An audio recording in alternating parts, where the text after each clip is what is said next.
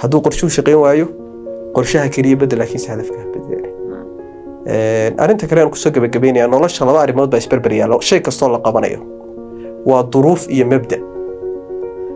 dadka qaarkood waxay ixtiraamaan duruufta waxay qowracaan mabda'a waana fashilmaan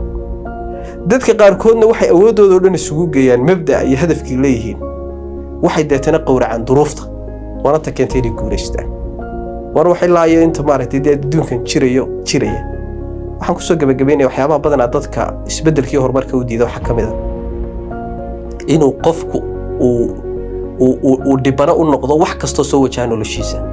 sir baan kula wadaagaya noloshaada wixii ku soo wajaha hadaad doonaysid inaad farxadaada ilaashato laba oonu qaybin